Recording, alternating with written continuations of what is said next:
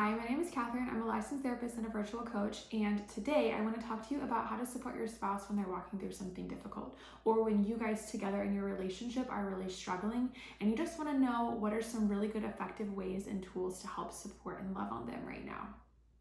Before we jump in, please like this video and subscribe so that you can see all of the videos that are going to be coming out soon. So first off, I want to say if you're watching this, I commend you because it means that you really care about your spouse and you want to make sure that they are really seen and taken care of in this season. I know that life can be brutal, like let's be honest. It can throw some really hard curveballs your way. And so I just think it's so amazing that you really care about your spouse, even if they don't know that you're watching this. I think that you're doing such a good job, and that already shows where your heart's intent is, and that really, really matters. Okay, as we talk about this, I want to keep in mind that it's not for just a husband or a wife. It is for both people trying to support their significant other. The first thing is to stop trying to fix it. I know that a lot of times when we hear this, it's usually geared towards men because men tend to have this higher drive and desire to fix things. But I know that women can feel this same way too. We want our significant others to not be in pain, to not be stressed or whatever the case is. We just want to fix it and make it better. And I would really push back against that and encourage you that that does not need to be your goal right now. They actually probably don't need you to fix it unless it's something like specific to your relationship and how you're handling something and they have addressed it. But if they're just going through a hard season like job loss or infertility or grief, maybe they've lost a friend or a family member, or maybe you guys like lost a pet. Like there's just so many different reasons for how we can be in a hard season. And I would just really encourage you to not let fixing it be your main priority right now. What can happen if your initial goal is to just try to fix it is sometimes it can feel a little bit invalidating, and it can feel like if they're not in a place to have it be fixed, or if there are things outside of your control, like let's just talk about infertility for a second. That is not necessarily something that either of you can just magically fix one day. You can't go to the store, go to Walmart and buy the missing tool, right? Like it just doesn't work like that. And so when there are times like that, when it's very much out of your control, when you go into fix it mode, it can really just kind of feel like you don't have the space or capacity to sit with them and how hard things are right now. And I really encourage you, like they need that from you. They need your presence, they need your availability, they need a big hug, or just saying like, hey, I'm thinking about you today, or hey, I'm proud of how you're navigating this season, or like this totally sucks and I wish we didn't have to go through this, but I'm glad that I get to go through it with you. Like they just really need that kind of support and not you trying to just like quickly plow through and fix it. And if you're kind of like, I'm not really good with words, I don't even know what to say or the right thing to say or when to say it or whatever, remember what I said at the beginning. If you're watching this, it's because you care. That means your heart is in the right place, and they probably know and can sense that as well. You can really make it as simple as, I don't even know what the right thing to say is, but I love you and I'm here for you. Like that is honest and real about where you're at, and it also circles back to what they need. You're their rock, you're their support, you are there with them in these trenches. The second thing is that I really want you to ask before you assume. Sometimes when I work with couples, a spouse will assume what their significant other needs to get through whatever the hard season is, and it can be completely off base from what their spouse actually needs. Like if you assume they want to talk about it all the time, so you're bringing it up constantly, but they don't want to talk about it yet, then all you're doing is just like poking at their wound. Or if you assume they want space because maybe they normally want space and so you don't bring it up, then it can make it feel like you don't care, and that can make them feel really hurt and isolated and alone. Or you can assume that they want to be busy and distracted, and so you invite people over and you try to make plans and you just try to keep your life busy. But really, they want time and space to process, and so they just feel exhausted, or they feel like they can't show up with the capacity that they want because they're just so emotionally drained right now. There are a million different ways that people need to process and need to walk through hard things, and so I would really, really push you to ask them versus assuming. It also may change day to day. So something that you could do is just to let them know, hey, I will ask you every single day if that's beneficial, but I also don't want to annoy you. And so please know that this is an open door at any point during the day. If something shifts for you and you need a different kind of support, just tell me because I'm here for you. If they say that they're not sure, you can offer a couple suggestions, but don't pester them. I would definitely ask yes or no questions versus open-ended questions because that can be a little bit easier for them to try to pinpoint what they need. Do you want me to listen to you, or is there something practical that you want me to do? Do you want to talk about it, or do you just want to have fun and be distracted? Do you want me to come with you to the appointment, or do you feel like it's better if you go by yourself or if your mom goes with you? Would it help to have people over this weekend? I could grill out or something, or do you just want a low-key weekend at home and we could watch a movie and cuddle? Give them suggestions, give them options. Keep asking though, keep checking on them because grief, walking through hard stuff, it's not linear, it will change. And so don't just assume that what worked last week or in a different hard season is going to automatically work in this season. Just always be curious and a lifelong learner of your spouse. The third thing is to show up practically for your spouse. And this is different than fixing it. This is taking over things that you know that they don't have the bandwidth for, or they have communicated that to you. The mental load of life, unfortunately, does not pause when life is really lifing. And so you're gonna probably have to step up and take care of the house a little bit more, or take care of things with the kids a little bit more. Whatever it is that you can do to help ease their burden because you know that they're struggling right now, and it's okay. It will not always be like this, both for them and for you if you're like, I really have the bandwidth. I totally get it. Just know that this is just for a season. I'll give you an example without going into too much detail, but there's been some really challenging personal things in my marriage, just that we've been walking through, not within our relationship, but just our season of life.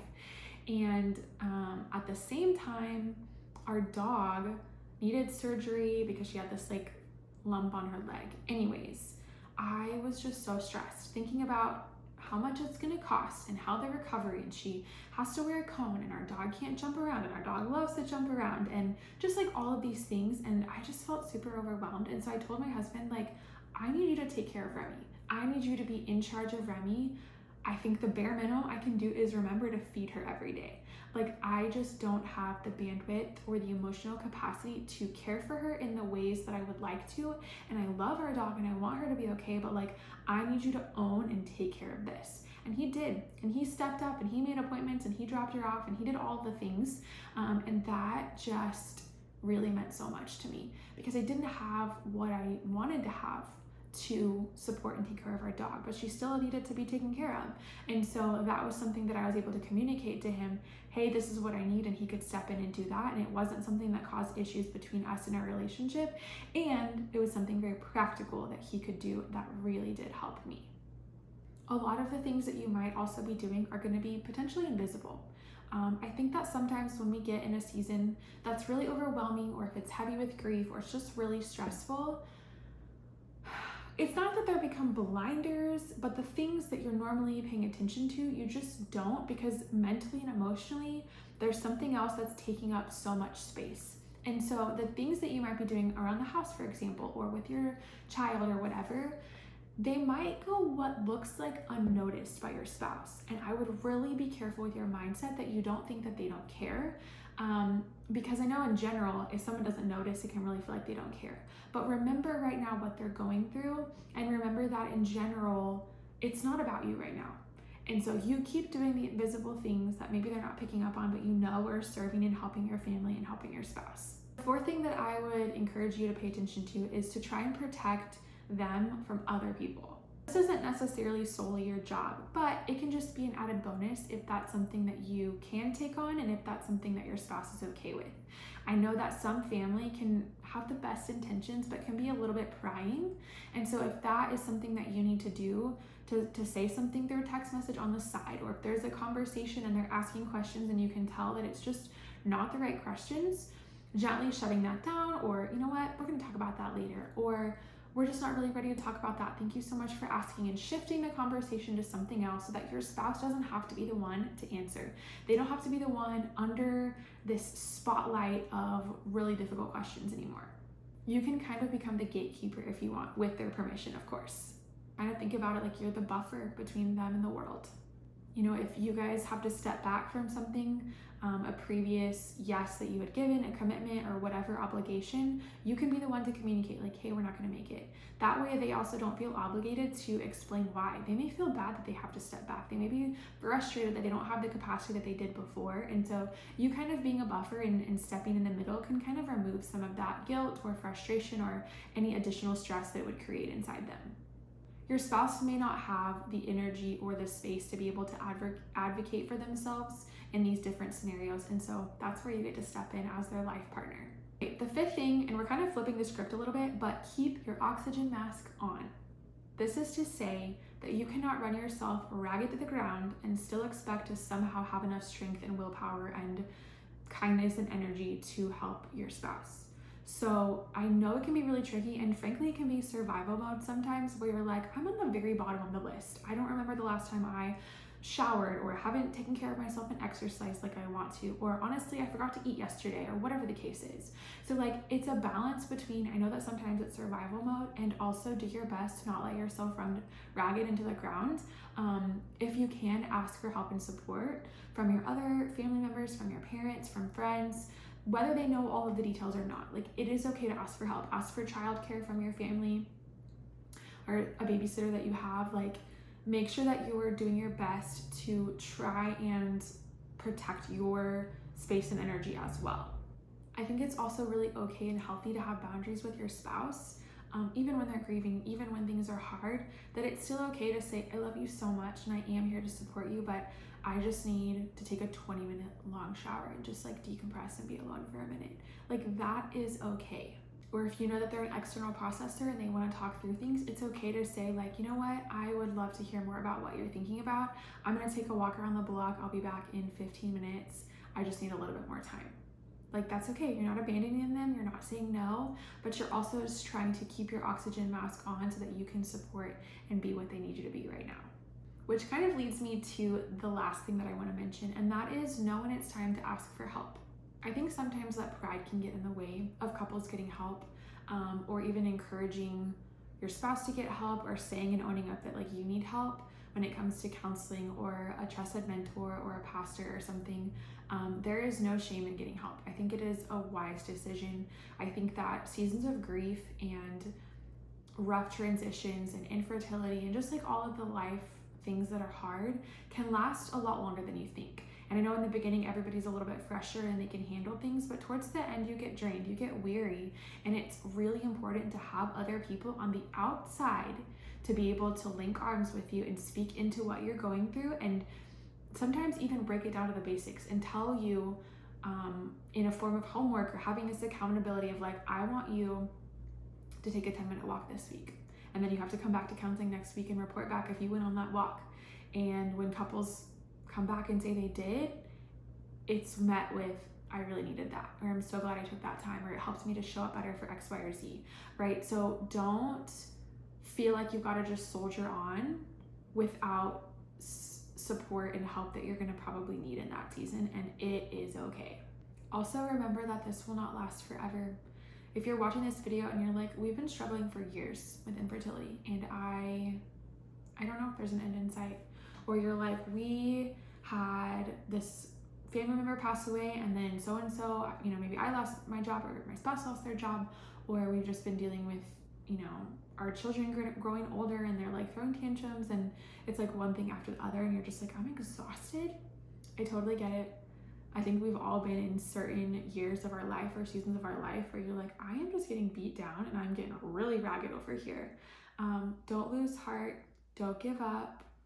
In due time, you'll reap a good harvest. Like, things, you will come out of it. Things will get better. And that's not like just some cheesy hardship or saying. Like, genuinely, it's impossible for life to always be hard. It is. Good things will come. And even through the hard, there are still moments or pockets of joy and good things. And so you might have to work harder to pay attention to it, but I guarantee they're there as well. As I end this video, I just want to remind you that you're doing a good job. If you're watching this video, I know that you care. I know that your spouse cares. Keep up the good work. Keep asking, clarifying. Don't assume. Keep checking on them and keep making sure that you're getting support for yourself as well. If this resonated with you, share it with somebody that you know that would need it, or even share it with your spouse and say like, hey, this is some of the questions that I want to ask you. Are you okay to hear those questions from me? Leave a comment if there's a specific hard season that you're walking through so that I can pray with you. You are not meant to do this life alone, and if I can help in any small way, I definitely want to. Thanks for watching and being here. Make sure that you are subscribed, and I'll see you next time.